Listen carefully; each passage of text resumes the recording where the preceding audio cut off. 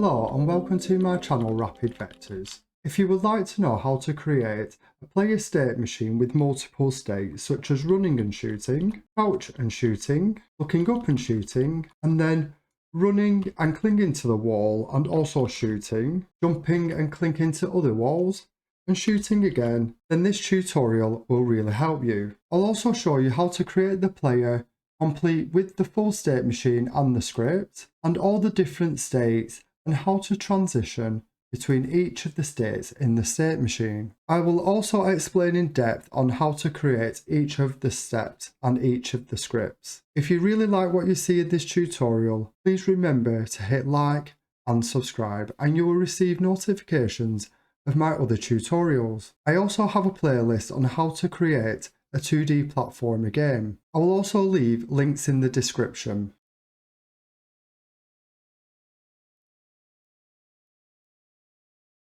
So let's begin by going to the player folder and open up the player scene, then open up the current player script. So we need to make some modifications to this player script because when we create the state machine and the states, I will then recreate the functions within each of those states. So let's begin by just removing the gravity code, these jump parameters too. The state and the current state muzzle position can go, and also we can remove the ready function, remove the physics process function, the player falling function, the player idle function, delete player run, delete player jump, delete player shooting. We can remove the muzzle position too, but we'll keep the player death method and then remove input movement, and we will keep the on hurt box body entered method too.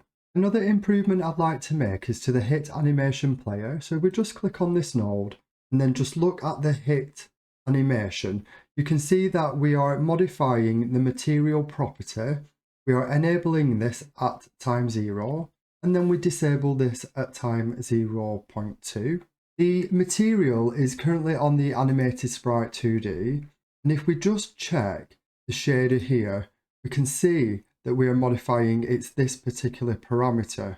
Now, although the hit animation player is currently working, I would like to show you a different option to animate and tween the property. And the way we can do this is by just getting hold of a tween. So if we just make a modification in the on hurt box body entered method, we can say var tween, get the tree, and then create a tween. The next step is to then use the tween parameter, call tween property, and pass in the animated sprite 2D as a reference.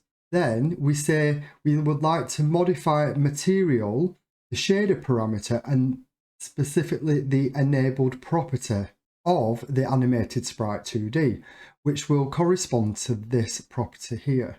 We want to set it to true at time 0, and then if we copy and paste that line again, we can then set the property to be off, which is false, but at time 0.2. So these are the two time scales. So we have 0 and 0.2, and they are also known as that duration. What we now need to do is just to make sure that the shader parameter enabled property is also off. Now that the hit animation player has been replaced by the tween, we can just remove this line here, and then on the hit animation player we can just delete that from the scene. And in the script, remove the onReady var hit animation player from here. Our next step is to add some new animations to the player for our new states. If we just go to the 2D scene, let me just activate the collision shape and the hurt box again. Then click on animated sprite 2D, and we would like to add some new states and some new animations here. So head over to the warped files asset pack, and under PNG sprite sheets and player, we would like to choose player cling, player duck, player shoot up, and player stand. Let's just now drag these into our player folder and then rename the player cling sprite to player shoot wall cling. Rename the player duck sprite to player shoot crouch. Rename the player run shoot sprite to shoot run. And then finally rename the player stand sprite to player shoot stand. Our next step is to create some new animations for these sprites. So let's create a new animation. We'll just rename this as fall. And as you can see, we don't actually have a fall animation. So what I'm going to do is use another sprite sheet and take one of the sprites from that sheet. So in the player run sprite sheet, I'm going to use this sprite here. So we'll just set the horizontal to 10 and then vertical to 1. And this sprite here sort of looks like a fall animation. So I will just choose that one sprite and add that frame. Now add a new animation and call this shoot crouch. Then we will add the frames and choose player shoot crouch and open, and then just set this to 1 and 1 and then add the frame. Turn animation looping off, and for run shoot we'll just rename this animation to be shoot run. Add a new animation and we'll call this shoot stand. Then we will add the frames and choose player shoot stand and open and set this to 3 and 1 and then choose the 3 frames and add them. Add a new animation and we will call this shoot up, and then we will add the frames and then choose player shoot up open and then set this again to 1 and 1 and then add that frame. And then because it's a single frame, we can turn animation looping off. And then for the final animation, let's just add that and call this shoot wall cling.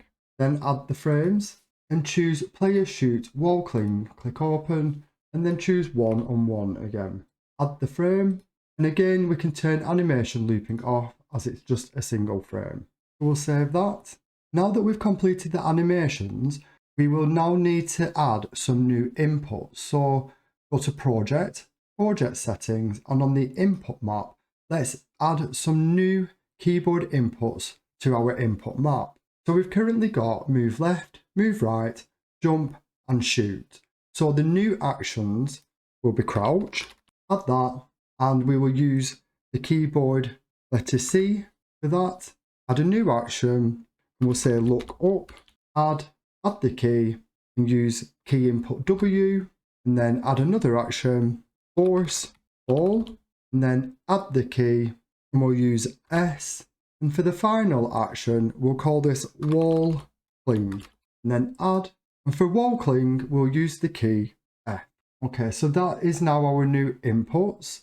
Let's just close that and save. Now in our previous tutorials, when we needed to get the keyboard inputs, we call the input functions as and when we need them.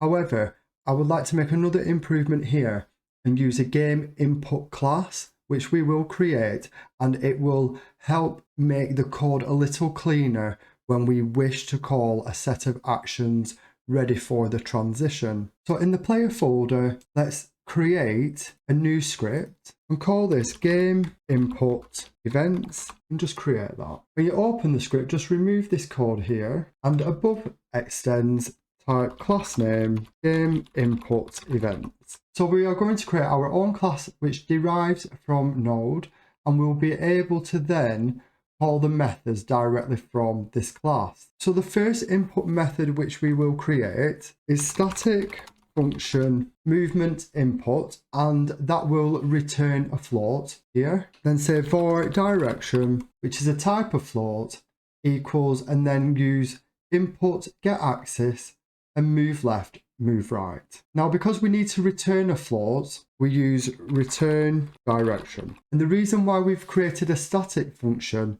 is so that we do not need to instantiate the class to access the function. We'll be able to access the function using GameInputEvent.moveInput, which you'll see later when we come to use this method. For our next function, we'll say static function jump input and return a bool. Then for jump input of type bool, and then input is action just pressed, and then the jump input, and then return jump input. For our next method, we will say static function shoot input and return a bool. That is for shoot input, which is a type of bool, and then its input is action just pressed, and then pass in shoot, and then return shoot input. Our next static method will be shoot up input, which is a return of a bool, and then say var shoot input, which is type of bool, and then again input is action just pressed and shoot.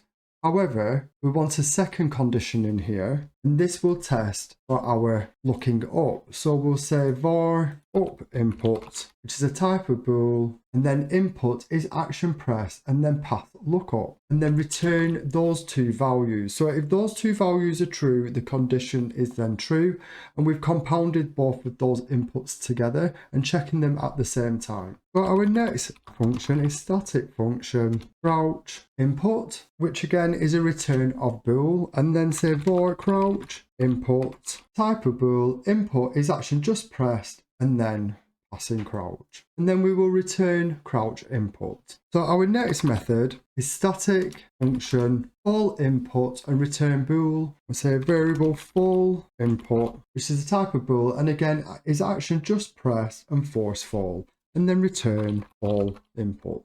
And for our last input method, we will say static function walkling, which is again a return of a bool, and we will say for walkling input type of bool, and then input is action pressed, passing in walkling, and then return walkling input. So this completes all of the game input events which we will need to help transition the player between the different animation states and the different states in the state machine. Now that we have formatted the player script and made some improvements, we are now ready to begin our state machine.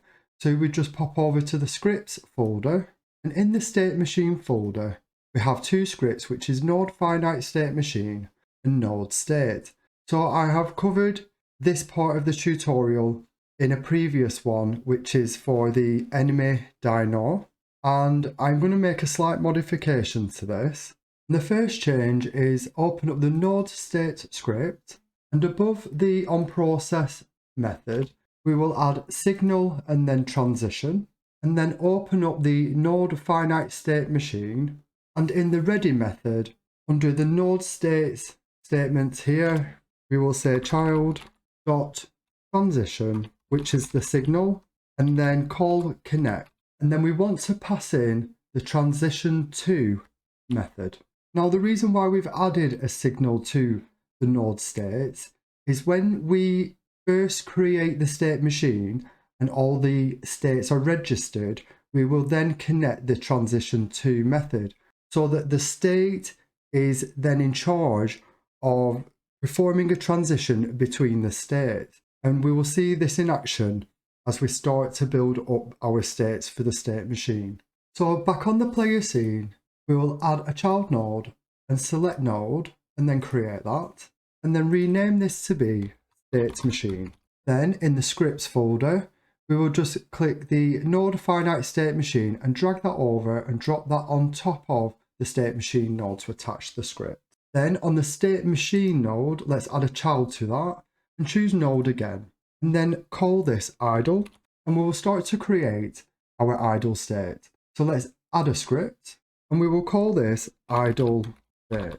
Head back over to the player folder, and in the player folder we will have just saved that idle state script. Now let's create a new folder in here and call this player states. Okay, and then drag the idle state script into the player states. And this will just organize our state scripts. Then head over to the scripts folder. In the state machine folder, just open the node state script again, and then just copy everything from that script, and in the idle script we'll just paste that in. But what we want to do is just remove the signal and copy node state, delete the top line for the class name, and then we want to actually extend node state so that we override these methods from the node state class. And now we need to get hold of the player, the character body 2D, and the animated sprite 2D. So what we'll do, we'll export those two parameters. So we'll use export var character body 2D and then the type, and then the same for animated sprite 2D and the animated sprite 2D type. And the first thing we want to do when we enter this state, we want to say animated sprite 2D, and then play, and then pass in idle to play that animation. And when we exit the state, we don't want to play the animation. So what we can do, we can just say animated sprite 2D and then stop the animation. So now this is complete for the time being. Click state machine node and then assign the initial node, which will be our idle node. So this is the starting node. Then click the idle node, and with the two exported variables for character body, let's assign the player. And then for the animated sprite 2D, choose animated sprite 2D. And to test the scene, let's go to the levels folder. In the test levels folder, open the test level scene. And then let's just run that test level scene. And as we can see, the player is currently in the idle state. If we look at the output window just below the game window, we can see that the state machine is also reporting that the current state is idle. The player is currently still in midair, so when the player starts in the idle state, we should then look at another transitional state and actually put the player into fall. So what we'll do, we'll now create a fall state and then transition to that fall state. So let's head back to the state machine, and on the state machine create a new child node, add that and call this fall. Create a new script and place this into the player states folder, and we'll call this fall state. And as before, in the state machine, copy the information from the node state class, replace this, and then extend node state. As we did for the idle state, just export those variables, and in the enter method, we want to play our fall animation, and in the exit method, let's stop that animation. So that's set up our initial code for the fall state. If we go back to the idle state, in the onPhysicsProcess method, because we are dealing with character movement and the physics around that, we need to then check and transition to the fall state. The first thing we want to do is just to place some comments so that we know we are now moving to transitioning states. And the first transition state is to check for the fall state. And what we need to do is to get hold of the character body 2D and then just check if it is not on the floor, then transition to fall. And fall is the name of the state. And then with the fall state node selected, let's just assign the player. And for animated sprite exported variable, choose animated sprite 2D. And then go back to the fall script. And in the onPhysicsProcess method, we want to say character body 2D dot velocity dot y, and then apply some gravity over delta time. For the gravity variable, we'll just use a constant gravity and put that at around 700. Then in this state, we need to then call character 2D move and slide. And now we are ready to test the scene again. So with the test level selected, just run the scene. Now, as we can see, the state has moved from idle to fall. We can see this in the output here, but the animation is still on fallen, and we need to now transition this back to idle. Just stop that. But in the player fall state, let's now create transitioning states like we did for our idle state. And for the idle state, we would like to say if the character 2D and the player is now on the floor, let's transition this back to our idle state. Now let's go back to the test level and then just let's test the scene again. And the player has now fallen onto the floor and is transitioned back to the idle state. So we can now see that in the output. Our next state is to create the movement or the run state for the player. So let's just go back to the scene, go to state machine and add another child node.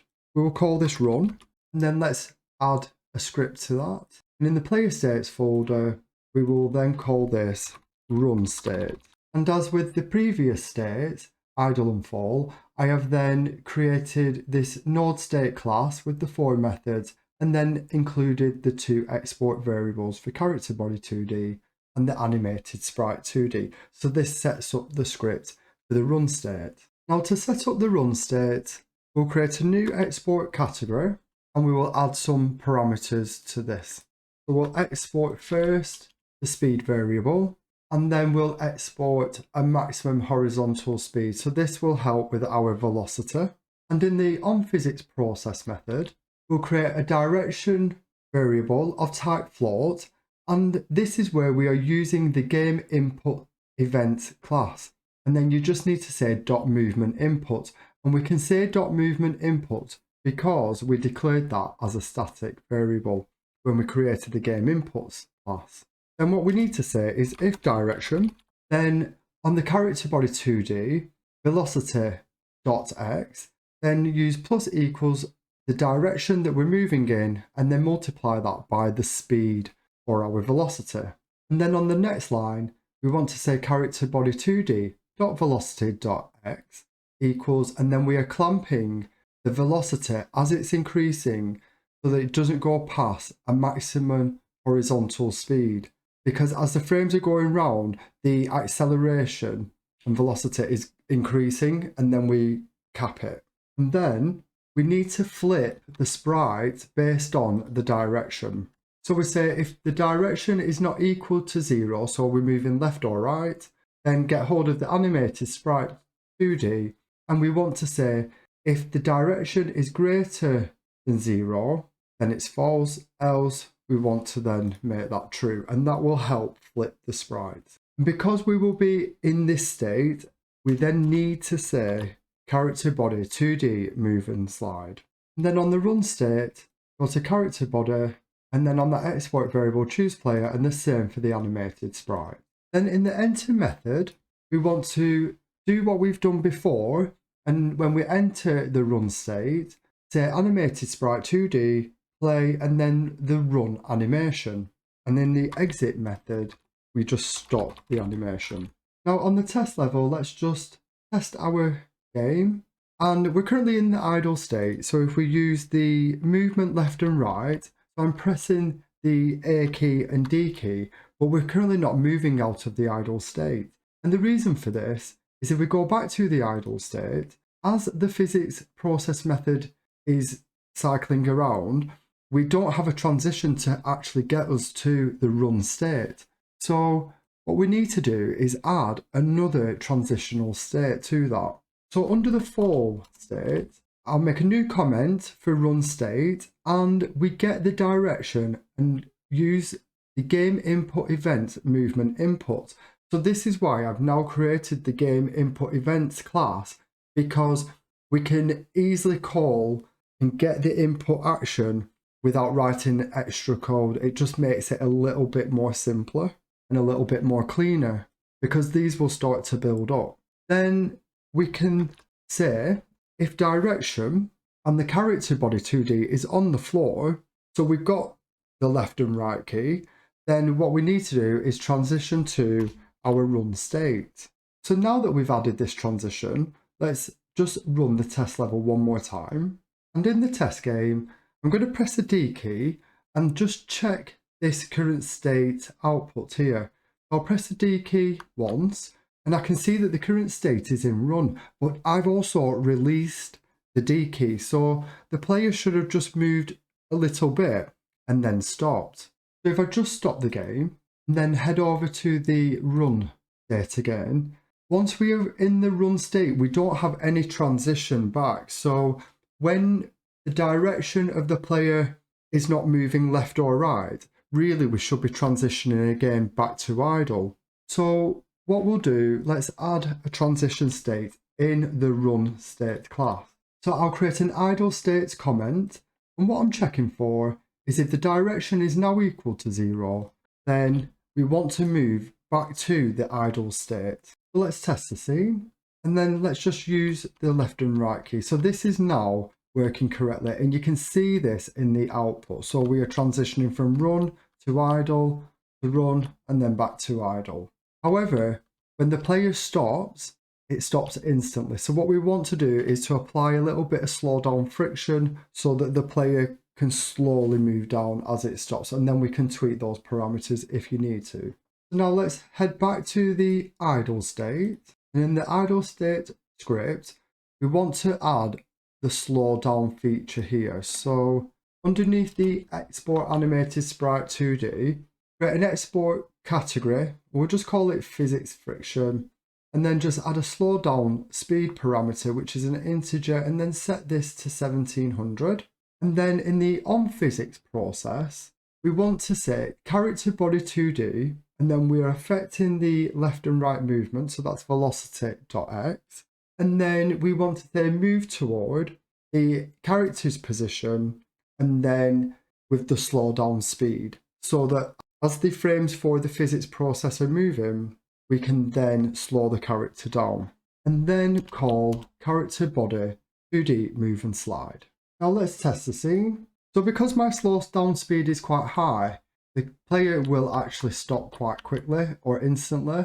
So if I just stop that, let's just put this to a super low value like 10, and then run the scene again. And as you can see, there is a bit of sliding on there as the player stops. So you can tweak that parameter so that you get the correct slow down speed and friction for the player that is suitable for your game.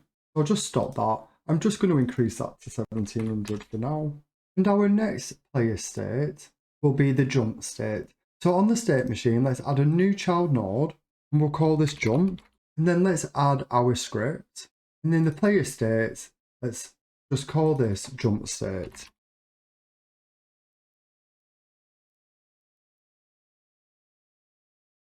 And in the jump state script, I have copied what I've done before for idle and fall, and updated it to extend node state and added the 4 methods, and then exported the character body 2D and the animated sprite 2D. So this now sets up this script ready to add the jump methods. Now let's add the export category for jump state, and then we will export the following variables. So we'll have the jump height, and we'll set this to a default value of 350. Then export a jump horizontal speed. This will be at 500. A maximum jump horizontal speed, we'll set this to about 300. And for the number of jump counts, we'll set a default value of 1. So you can change these export variables to tweak the jump so that it fits your game. And we'll add a gravity constant, which is set at 800. Then in the enter method, we need to add animated sprite 2D and then play the jump animation. And in the exit method, we will add animated sprite 2D and then stop the animation when we exit the state. So back in the onPhysics process method, the first thing we want to do is to first check if the character is actually on the floor. If the character is on the floor, then we want to set the character's 2D velocity y to the jump height, and the default value is -350. Then we will get the direction that the player is moving, and if the character is not on the floor and is currently in mid-jump, then we want to apply the direction to the x velocity so that we can then move the character in the jump. So we'll say character body 2D velocity x plus equals the direction and then the jump horizontal speed. And for the next line, it's character body 2D velocity x equals, and then clamp the velocity x for the character body, and then using the maximum jump horizontal speed, we then clamp the min and max value. And then after this statement, we just apply character body 2D move and slide. Now back on the jump node, let's now assign the player to the character body 2D, and for animated sprite, we'll assign the animated sprite node. Let's now head back over to the idle script, and let's now add a transition so that when we are in idle, we can then jump.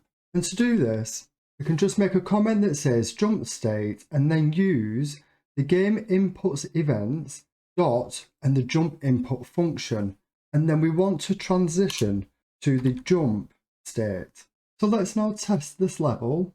So we're currently in idle, and if we press the spacebar for jump, we can see we've jumped, but the character hasn't landed, and that is because we are missing some gravity inside our jump, and the current state is still in the jump state. So let's just stop that. Let's head back over to the jump state method, and what we need to do is when the jump height has been applied to the velocity, on the next frame we want to start applying gravity back to the player so that the velocity allows the player to jump up and then the gravity is going to bring that player back down. So what we can do is at the top is just apply the gravity here. Now let's test that scene again. And as you can see, we're still in the jump method, and every time the frame is going round, the jump is being applied, then the gravity is being applied, and then jump is being applied again. What we need to do is when the player lands on the floor, we need to transition back to the idle state. Let's stop that.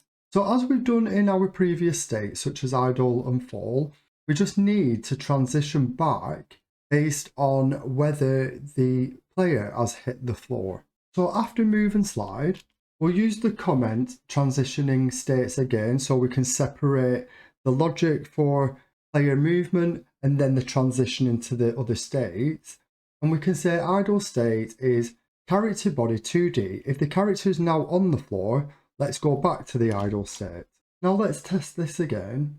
And if we press the jump key, it jumps up and then the current state is idle. So let's just look at that output here. We go jump and then back to idle. Now let's make some modifications to add multiple jumps. So under the constant gravity, add a new parameter saying current jump count and the integer. We've already exported the max jump count, which is currently set to a default value of 1.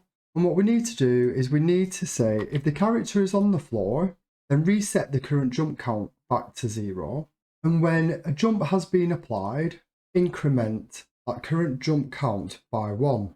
Then for the multiple jump, we say if the character isn't on the floor and we've pressed the jump input key again, and the current jump count is not equal to the max jump count, then apply the jump again to the character body 2D velocity y. And once we've applied that again, we need to then increment our current jump count. Now if we go onto the player, click on the jump, just increase the max jump count to 2, and then just go to test level and let's test the game. And then just press the jump spacebar twice. So you've got a double jump there now. We can increase that again to 3. Just test the game one more time.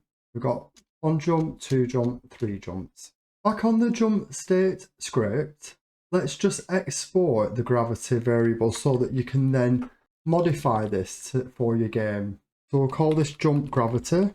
I'll set the value to default 800. And then apply the gravity here. Let's just test the game again. What I'd like to show you is when you are running, you can't jump. And this is because in the run state, we don't allow a transition to the jump state. So let's just stop that. And then head over to the player and then go onto the run state script. And underneath the idle state transition, let's add a new transition that allows now to transition to the jump state.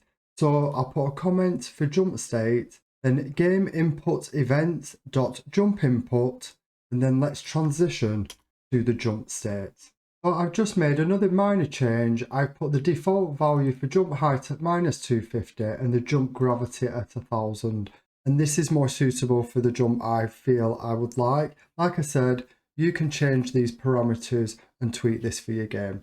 Now let's move on to the next state. And what we're going to do is the shooting while standing. So go to the state machine, add a child node and create a new node.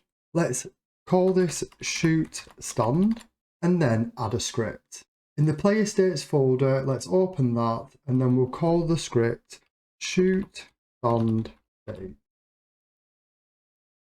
And in the shoot stand script, in this state, I have done what we've done previously. I've extended the node state and then exported the character body 2D and the animated sprite 2D and added the form methods. If you like what you've seen in this tutorial so far, please remember to hit like or subscribe to receive future updates of other tutorials. Now in the enter method, we need to say animated sprite 2D and play the shoot stand animation when we enter the state. And when we exit the state, we will stop this animation. Then if we look at the player and just zoom in, if we just grab the shoot stand animation, we can see the marker 2D here is the muzzle. And what we need to do, we need to grab hold of that muzzle and then reposition the muzzle based on the direction that the player is in, and also fire a bullet from the end of the muzzle. So if we then go back to the shoot stand script, the first thing we want to do is to export that variable. So we'll have a third variable at the top. It'll be called muzzle and it's the marker 2D, and that's exported. Then we need to grab hold of the current position of the muzzle. And then when we go to the onEnter method, we get the current muzzle position that is correct for this sprite. So if we have a look back on our player, if we just zoom in and select muzzle, the current position of the muzzle when we are in this sprite here is at 18 and then minus 26 on the y-axis. So if we go back to shoot stand, in enter, we want to say muzzle position is at this vector when the player is facing to our right. Then we want to get that position and hold it in a variable here. And back in the onPhysicsProcess method, what we want to do is say, if we are shooting, then let's run a method to actually fire the bullet. So we'll create a new method called gun shooting. So at the bottom here, we'll create the function. The function gun shooting, and then we get the direction that the sprite is currently in, because based on the direction of the movement, we've applied that to the animated sprite's direction, so we can get which way the sprite is facing, and then we can fire the bullet in the right direction. Now, in a previous tutorial, we have already created the bullet instance. So I'm just going to reuse this code here. And what I want to do is to instantiate this bullet here. So at the top of the script, first add var bullet and then preload the bullet from our scene. And the bullet scene exists in the player folder. So we preload the scene. So then in gun shooting, we get an instance of the scene. We pass the direction to the bullet instance. And we want the bullet to move in an X direction on the X axis, so it's left or right. And then we also pass the bullet of what position the muzzle is, so that the bullet is fired at the right point. And then we add the bullet to our scene to then fire. Now let's open up the bullet script. And as you can see, from the shoot stand script, we don't actually have a move X direction. And this is something that I've now added to the bullet, because in the shoot up animation, you can shoot a bullet vertically, upwards, and then obviously horizontally. So let's just go back to the bullet script and then add another parameter under damage amount and call this move underscore X underscore direction. And then we'll make a modification to our physics process method. We want to say, if in the move X direction, then move local X by direction, by speed, and then delta. Else we move local Y and then direction multiplied by speed by delta. So this bullet can now be fired horizontally and vertically. Now let's create a transition from our idle state. So back on idle, and in the script, let's add the transition so that we can allow the player to stand and then shoot. So after jump state, create another transition, call this shoot stand state. And when we get the shoot input, we want to call shoot stand node, and that will transition to that state. And then for shoot stand, let's just check that we've assigned everything here. So for character body 2D, let's choose player, animated sprite, and then for muzzle, let's just pick the muzzle. Now let's test the scene. So currently the player is in idle. Let's press the L key for shooting, and you can see we're now in the shoot stand, and if we keep pressing the L key, we can shoot the bullets, and the animation is now playing. And what we can find is if I then try and move the player we are now still stuck in the shoot stand state, and that is because we are isolated in that state and we need to create a transition back out of the state. So let's just stop that. So back on the player, let's go to the shoot stand state. Let's look at that script. And in the onPhysics process, we just need to create that transition back out of the state.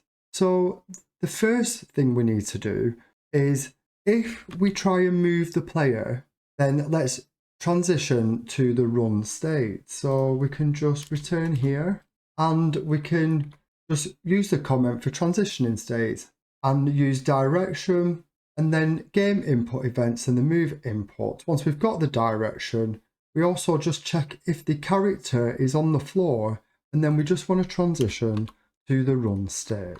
Let's just test that again. So in idle state, and just check the output, shooting state, while stood, and then I'm going to use the D key and A key to move, and that has now released us from that state. What you can now see though is if I face left and shoot, the bullets are coming from behind the player. And this is because we need to start to move the muzzle based on the player's direction. So let's just stop that and let's fix that issue. So back in the shoot stand state script, let's create a new method called gun muzzle position. So underneath the exit method, we'll say gun muzzle position, and we'll get the position based on the direction that the sprite is currently in. So if the sprite is not flipped, then we can just say that the muzzle's position equals the muzzle's underscore position. So just note the muzzle dot and then the muzzle underscore. Then, else if the animated sprite is flipped, then we'll invert the muzzle's X position. Now that this method is complete, we'll just call this before we shoot so that the muzzle is in the correct position. Now let's just test that. So go back to test level and then run that scene. So we'll just fire and then just face left and fire. And you can see now that the muzzle is being flipped. Let's stop that. Now, before we finish the shoot stand state, there is just one more transition state that we need to consider. So if the player is standing and shooting, they should be able to also stop that and then jump. So after the run state, we just need to add a new state, which is our jump state. So we can just place a comment for that and then just say game inputs, jump input, and then just transition to our jump state. We can test that scene. Let's fire and then press the space bar. So on the shoot stand state, there is another thing just to consider. So I'm just going to run the test level again. And when we fire the gun, if we then stop firing the gun, we are in the shoot stand state. However, we can now come out of that state by using a run transition and then the jump transition.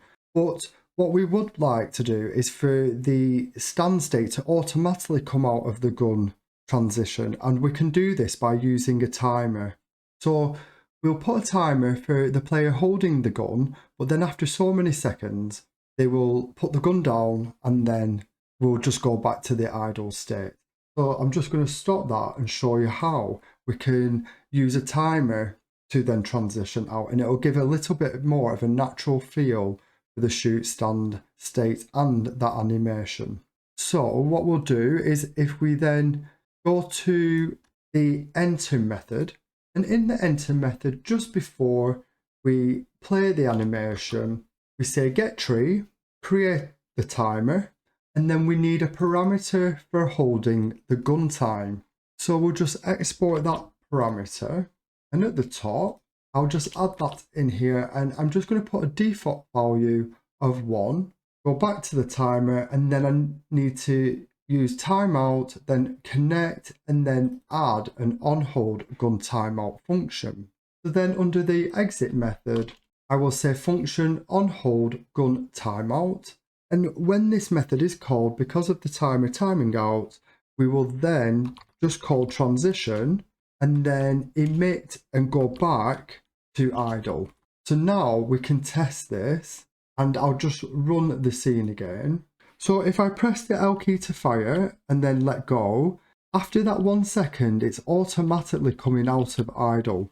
Yet if I then fire and keep holding fire, it's not coming out. So there is a little bit of a jump there, but what you can do is just increase the timer. So we can just put that at 1.5 or maybe 2 seconds, and then just run the scene again. And then let's fire. So you just need to tweak the time to get the right balance between holding the gun and then just putting it down. So it's a little bit more natural. So when you're firing the gun, it's going back to idle. And then if you run and fire and then let go, and then it comes back out. So that is a way of using a timer to allow a state to come back out, and then I send it back to idle. Now let's go back to the player and add another state, create a node, and we'll call this shoot up, and then let's add a script. We'll just pop that into player states. We'll call that shoot up state. And what I want to do, I'm actually going to go to the shoot stand state, and I'm going to copy everything from this state and pop it into the shoot up state, because they are very closely related and they've got very similar code. So let's just start at the top. So as you can see, we've got everything from that previous state. We're still going to do a gun muzzle position. However, what we want to first check is in the onEnter method, instead of running the shoot stand, we just need to run the shoot up animation. And then all of this is still the same, but the muzzle position will be different. So let's go to 2D. Let's just view our animation here. Click on animated sprite and choose shoot up. Now we need to position the muzzle here. So what I'm going to just do is, currently the muzzle is at 18 minus 26. And then we need the position for this. So let's just move the muzzle where the position is 4 and then minus 42. Let's just reset that back. Go to the shoot up. But when we enter this state, we're going to put the muzzle at this position instead. Then let's just scroll down. We can keep this the same, but the direction is going to be slightly different. And what I'd like you to set is this to -1.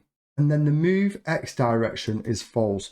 So first of all, we want to move the bullet vertically, and -1 is negative in the Y axis, so it will move upwards.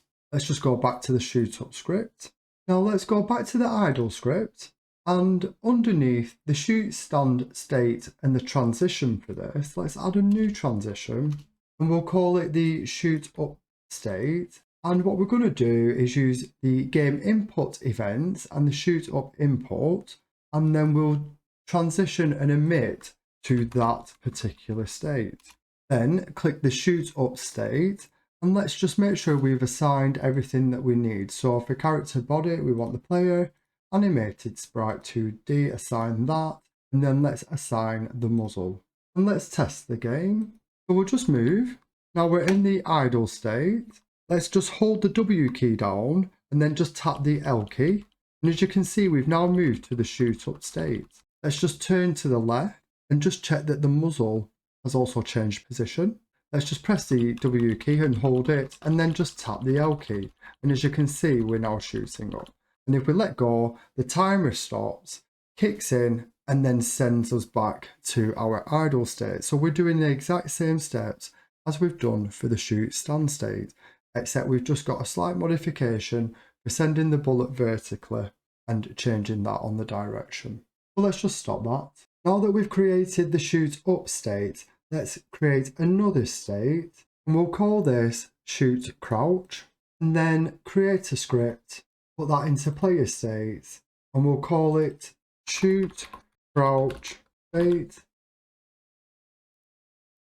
And what I'm going to do the same again and copy everything from the shoot stand script and put that into our shoot crouch script.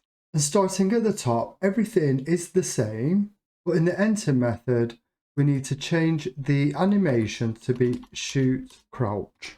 And we're going to do the same thing with the muzzle, but instead of me showing you where to position the muzzle, because I've just done that, just change these values to be 17 and 14. Then go back to the idle state, and underneath the shoot up state, we'll now add the shoot crouch state. So that will be game input event, and then the crouch input event action, and then we'll transition and then emit that to the shoot crouch state. Now let's test the scene and just press the C key. But I can see I've got some errors in my debugger here, so I'm just going to check that. Just go to the errors, and it says that the input map doesn't have that action, so I might have a spelling mistake in there. So I'm just going to check that. Just stop the scene, go to project settings, and in the input map, I've accidentally spelt the action wrong. So let me just make a modification for that. And it should be crouch. And then just close that and just test the scene again. So when I press the C key, I've got another error, and this is because I haven't assigned the muzzle. So I'll just stop that one more time, go to the player, and under the shoot crouch node, just assign the player, the animated sprite 2D, and the muzzle. And then I'm just going to run that scene again. Press the C key. So we're now in the crouch animation, and if I press fire and press the C key and fire, so it's coming out, and that is because of the timer. But in the crouch method, we probably don't want to allow the automated callback to then go back to idle. So what we'll do, just let's make that slight modification there. Let's go onto the player, go to the shoot crouch script, and just remove this timer here and take off the hold gun timeout. When we're in the crouch state, we want to just stay in that state. We'll take off that hold gun time there as well. And then let's just run this again. Let's just crouch, fire, and then when we move, that will take us out of the crouch automatically. And if we jump, that takes us out of that as well. So crouch, fire, move. Let's go left. Let's check that. Let's go crouch, and the muzzle has flipped and is in the correct position for the crouch state. Let's just stop that. So now we only have 2 more states to go, and I really do hope that this tutorial is making it very clear on how to make a state machine and separate the states and the different behaviors that the player may have. You can see now that when the player has many different states, it is much better to have those actions clearly defined and well separated. So you may see a lot of duplicated code. However, you have more control between the different behaviors for the player. I really do appreciate you watching this tutorial. So if you do like what you see, please remember to hit like or subscribe, and you'll get future updates from other tutorials. So back on the player, click on the state machine and add another child node.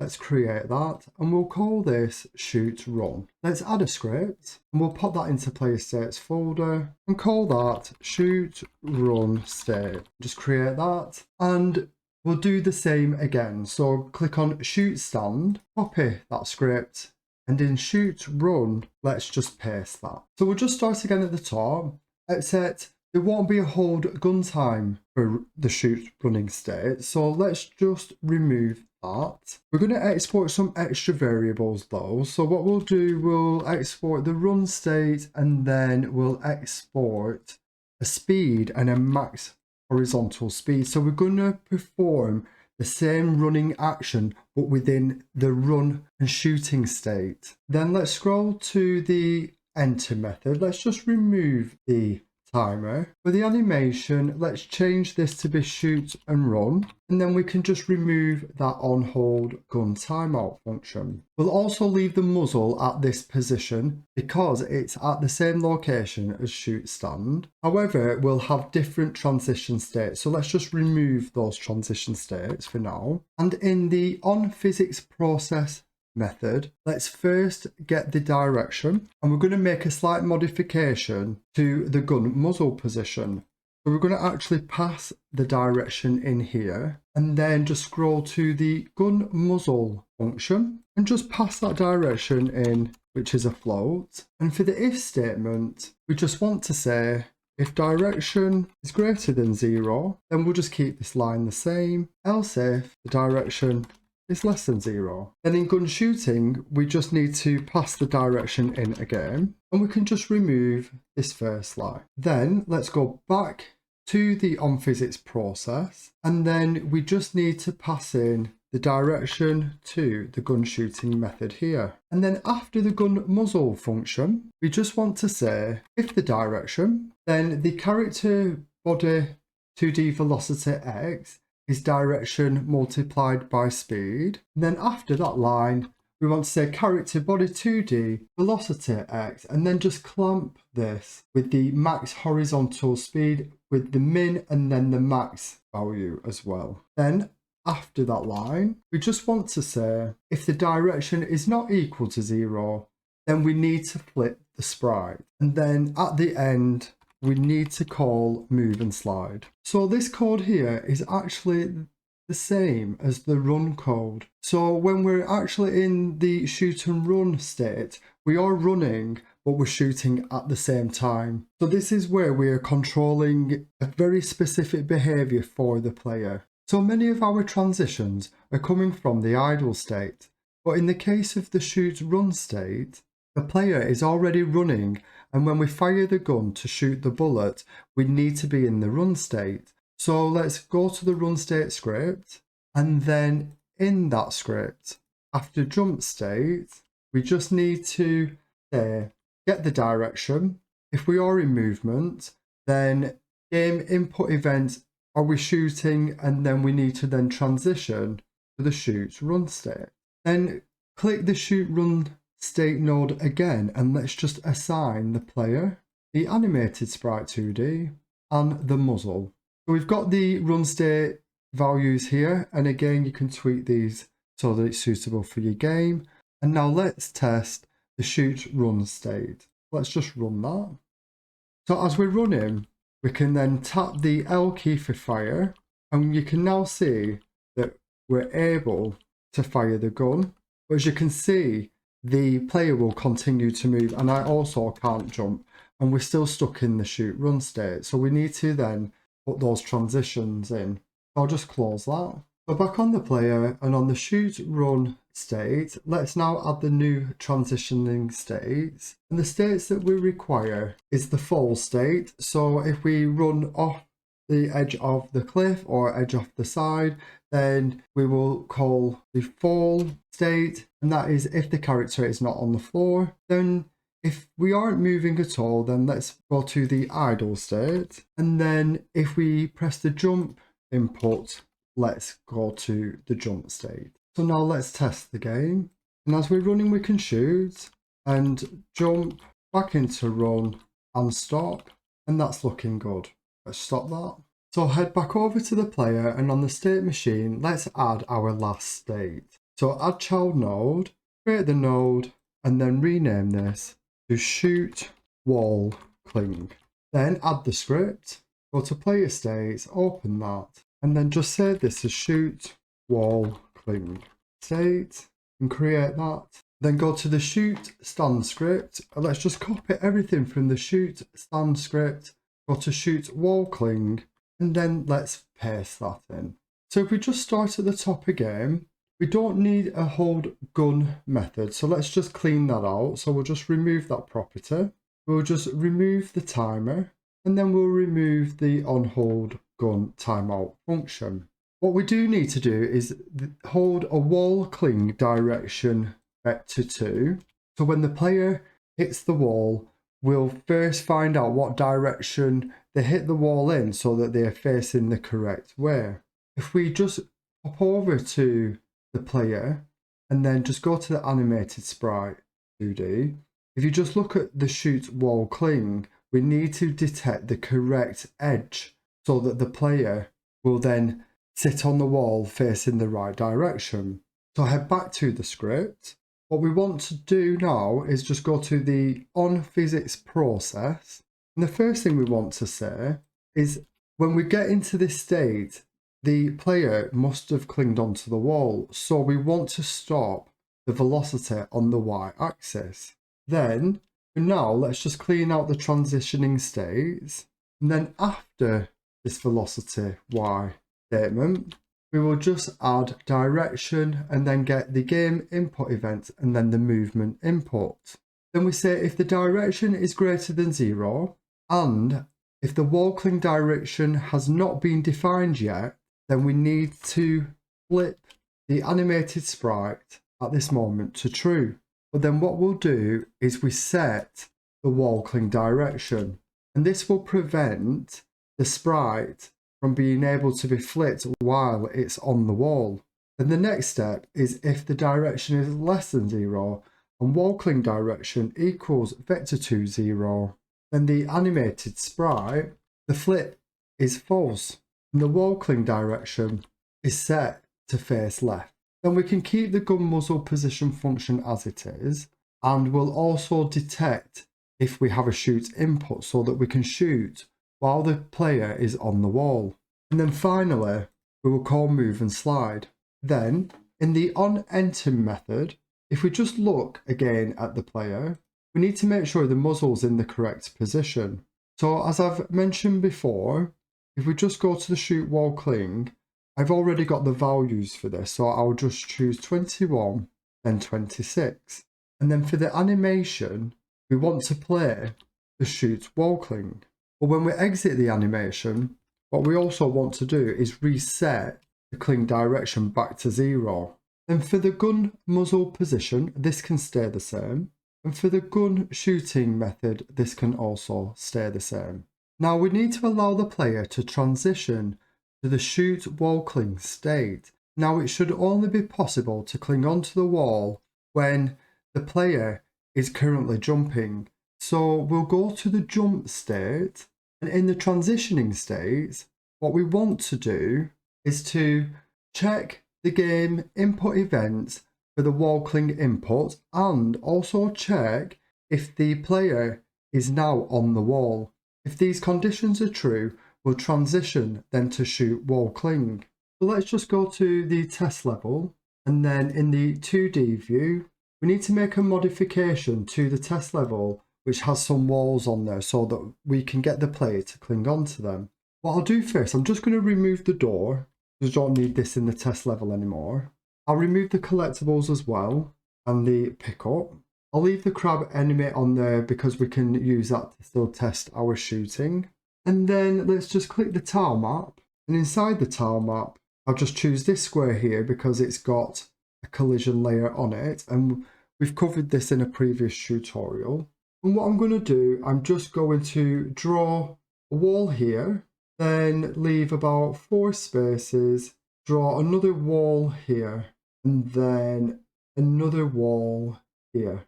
And hopefully we can get the player to cling on the wall around about here, and then jump, cling to here, and then jump again and cling onto this wall. Let's just save that. Let's head back to the player, click shoot wall cling state, and then just assign the player to the character body 2D, the animated sprite, and again the muzzle. Now let's test the game. I'll hold the D key down, press jump and then F. And as you can see, the player has jumped onto the wall and is clinging on the wall. But I can just see that the sprite is a little bit out, and we are also stuck in the shoot wall cling state. So let's just fix those 2 issues. So heading back to the player, if we just zoom in on the collision shape, if we just hide the hurt box, we can just make this a little bit smaller. So what we want to do is get the collision shape just to fit on the foot itself here, and then you can see that the collision shape is just roughly on the bottom foot as well. So the hands should actually appear like they are sat on top of the wall. Let's go back to the test level and run that again. So holding the D key down, we'll jump, press F, and now that we've moved the collision shape, the feet now line up perfectly with the wall, and also the hand also looks like it's grabbing onto the wall as well. So this looks good. But let's now just head back to the player, and in the shoot wall cling, we need to add the transitioning state so that we can come out of the current shoot wall cling. So the first state we want is the ability to jump again. So we'll just call GameInputEvents jump input, and then transition to the jump state. And the other state that we can have is to force a fall. So by using the fall input event, we can then transition to fall. So now let's test the game. So hold the D key down, let's jump and then F. If I press the S key, we should fall. So that works. So we'll run again, jump and cling. Now let's try and jump from this location to the next wall. So I'm going to hold the A key down and then jump. But as you can see, the jump didn't quite jump in the air. It just fell straight off and it went into the fall action. So let's just look at that output again. Let's just run up to the wall and cling. And then just try and jump again. So it didn't quite work. And the reason for this is that in the jump method, we don't have a coyote jump. So I'm just going to move the player up to this ledge and then just zoom in here. And a coyote jump is when the player runs along the platform and roughly gets to about here and is still able to jump. And there's a split second or a little timer here, which allows the player to fall slightly but still jump. And this is really useful for when you're on walls and you want to jump, because there'll be a moment where they fall and then jump, and also when the player just gets right to the very edge of a ledge and then still is able to jump. So we're going to now implement a coyote jump in the jump state. So in the state machine, the first place to start the coyote jump is actually in the fall state. And this is because the player slightly falls before the coyote jump kicks in. So what we'll do is just scroll to the top of the script, and we need a new export category, and we'll just call it fall state.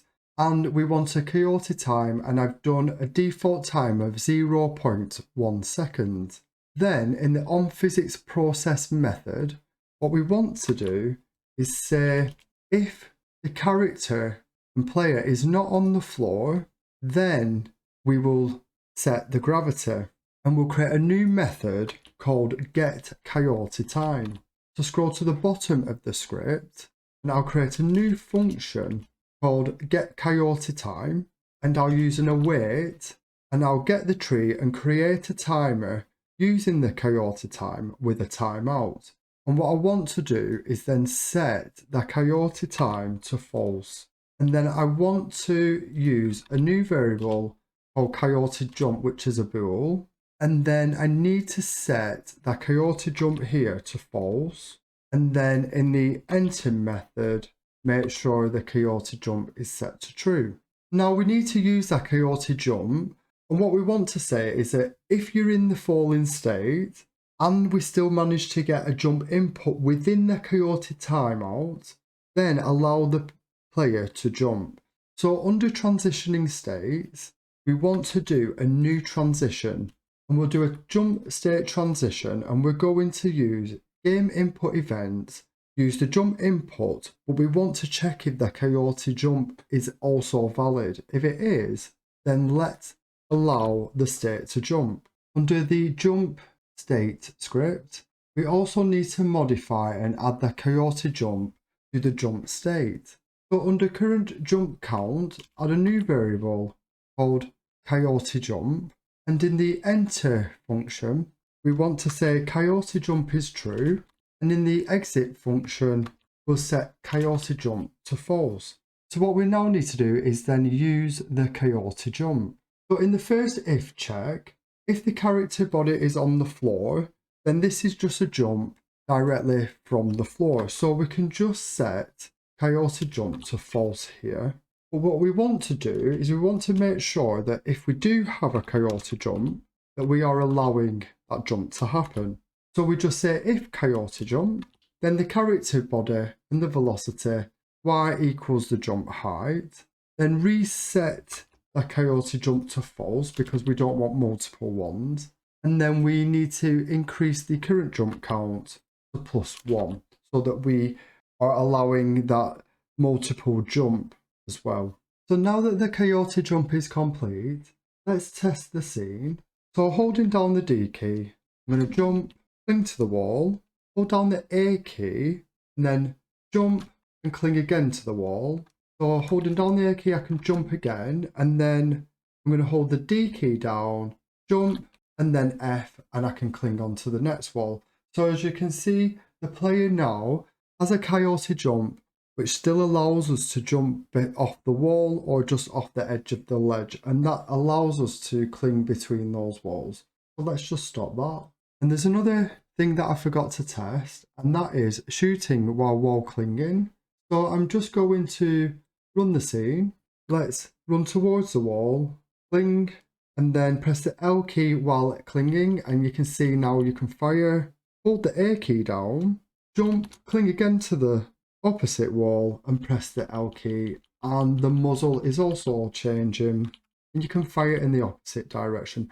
So everything is working on that, so let's just stop that. Now that brings us to the end of this tutorial on how to create a state machine for your player with different shooting animations. I hope that this tutorial has been really useful on helping you how to understand how to create a state machine and all the different states for the player. If you really like what you've seen in this tutorial, please remember to hit like and subscribe so that you receive updates of my future tutorials. I also have a playlist with many different tutorials on how to create a 2D platformer. Thank you for watching.